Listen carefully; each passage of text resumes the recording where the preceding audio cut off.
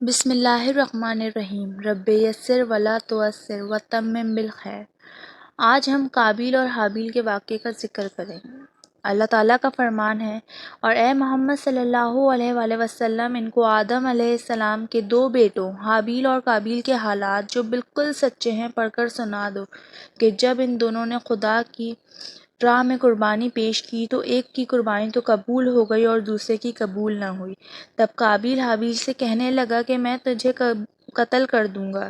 اس نے کہا کہ خدا پرہیزگاروں ہی کی قربانی قبول فرمایا کرتا ہے، اور اگر تو مجھے قتل کرنے کے لیے ہاتھ چلائے گا تو میں تجھے قتل نہیں کروں گا۔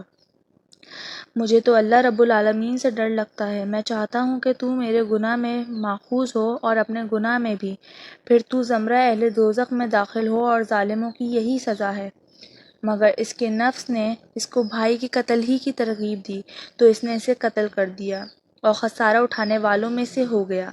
اب خدا نے ایک کوے کو بھیجا جو زمین کریدنے لگا تھا تاکہ اسے دکھا دے کہ وہ اپنے بھائی کی لاش کیسے چھپائے۔ کہنے لگا، اے افسوس، مجھ سے تو اتنا بھی نہ ہو سکا کہ اس کوے کے برابر ہوتا کہ اپنے بھائی کی لاش چھپا دیتا۔ پھر وہ پشیمان ہوا۔ سدی رحمۃ اللہ نے ابن عباس اور ابن مسعود اور دیگر صحابہ رضی اللہ عنہ سے ذکر کیا ہے کہ آدم علیہ السلام پیدا ہونے والے ایک جوڑے میں سے ایک لڑکے کی شادی اور دوسرے جوڑے سے پیدا ہونے والی لڑکی سے کر دیتے، اور حابیل نے قابیل کے ساتھ پیدا ہونے والی بہن سے شادی کا پروگرام بنایا۔ قابیل حابیل سے بڑا تھا اور قابیل کے ساتھ پیدا ہونے والی بہن زیادہ خوبصورت تھی۔ قابیل نے خود اپنے ساتھ پیدا ہونے والی بہن سے شادی کا پروگرام بنایا۔ آدم علیہ السلام نے دونوں کو قربانی کرنے کا حکم دیا، اور آدم علیہ السلام خود حج کرنے کو مکہ شریف چلے گئے، اور جاتے وقت آسمانوں سے اپنی اولاد کی حفاظت کرنے کو کہا، انہوں نے اس بات سے انکار کر دیا۔ زمینوں اور پہاڑوں کو کہا، وہ بھی انکاری ہو گئے، اور قابیل نے اس کی حفاظت کی ذمہ داری قبول کر لی۔ حابیل اور قابیل نے اپنی اپنی قربانی پیش کی۔ حابیل نے اپنی قربانی کے لیے ایک موٹی تازی بکری پیش کی کیونکہ وہ بکریوں والا تھا، اور قابیل نے اپنے کھیت سے ایک ردی اور نکما گٹھا پیش کیا کیونکہ وہ کھیتی والا تھا۔ آسمان سے آگ اتری اور حابیل کی قربانی کھا گئی اور قابیل کی قربانی کو چھوڑ گئی۔ وہ ناراض ہوا اور کہنے لگا، میں تجھے قتل کر دوں گا، صرف اس صورت میں چھوڑوں گا کہ تو میری بہن سے شادی نہ کرے۔ اس پر حابیل نے کہا کہ اللہ پرہیزگاروں کی قربانی قبول کرتا ہے۔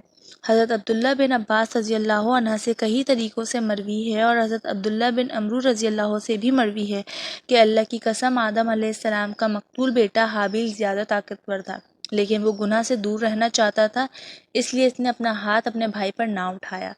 حضرت ابو جعفر باقر فرماتے ہیں کہ حضرت آدم علیہ السلام دونوں کی قربانی کرنے کے موقع پر موجود تھے، اس لیے قابیل نے آدم علیہ السلام سے کہا کہ تو نے اس کے لیے دعا کی ہے، اس لیے حابیل کی قربانی قبول ہو گئی اور میرے لیے تو نے دعا نہیں کی۔ اس کے ساتھ ہی ساتھ اس نے حابیل کو دھمکی دی۔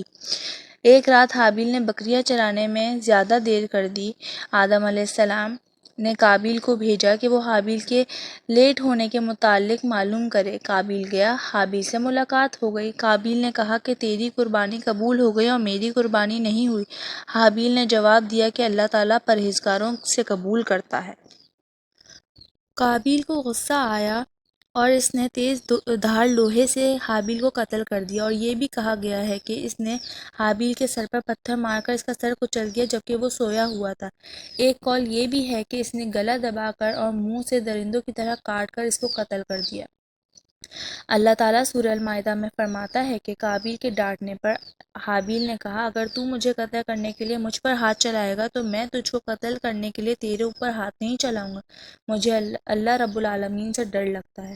اس سے معلوم ہوا کہ حابیل اچھے اخلاق والا تھا اور اللہ سے ڈرنے والا تھا، کیونکہ اس نے اپنے بھائی کو برائی کا جواب برائی سے نہیں دیا، اور اس لیے بھی کہ یہ بات رسول اللہ صلی اللہ علیہ وآلہ وسلم سے ثابت ہے کہ آپ صلی اللہ علیہ وآلہ وسلم نے ارشاد فرمایا، جب دو مسلمان اپنی تلواریں نکال کر ایک دوسرے کے آمنے سامنے ہوں تو قاتل و مقتول دونوں جہنم میں جائیں گے۔